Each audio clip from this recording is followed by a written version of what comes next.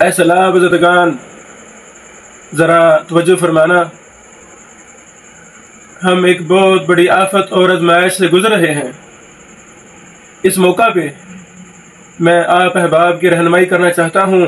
سب سے پہلے عقیدہ توحید کو اپنائیں کہ اس بڑی مشکل سے نجات دینے کے لیے صرف اللہ رب العالمین کی ہی مدد ہوگی، اللہ کی نصرت ہوگی تو ہم اس عذاب سے، اس مصیبت سے، اس آزمائش سے بچ سکتے ہیں۔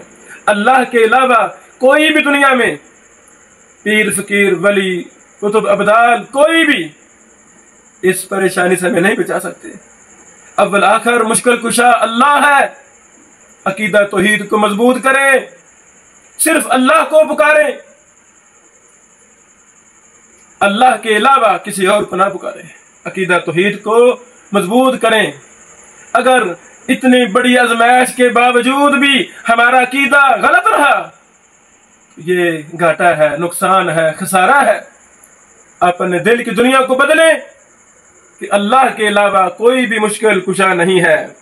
دوسری بات، نماز کا اہتمام کریں۔ اتنی بڑی آزمائش سے پہلے بھی بے نماز انسان، اب لاکھوں کروڑوں کی فصلیں تباہ ہو گئیں، گھر تباہ ہو گئے، ابھی بے نماز۔ گویا یہ شخص اللہ کے اور بڑی مصیبت کو دعوت دے رہا ہے۔ اے لوگوں، مسجدوں کو آباد کریں، 5 وقت کی نماز کا اہتمام کریں، دعا گریہ زاری، اپنے گناہوں کی معافی، استغفار کو لازم پکڑیں، اللہ کو راضی کر لیں۔ اللہ اکبر، توبہ کریں، پکی سچی توبہ کریں۔ جو بھی جرائم، جو بھی گناہ ہم سے سرزد ہوتے تھے یا ہوتے ہیں، ان سے ہم توبہ کریں، اللہ کو راضی کر لیں، اپنا جینا مرنا اللہ کے لیے کر لیں، گناہوں کو چھوڑ دیں۔ سیلاب کی دلدل میں پھنسے ہوئے لوگوں سے بھی میں گزارش کروں گا، صدقہ خیرات کو لازم پکڑیں۔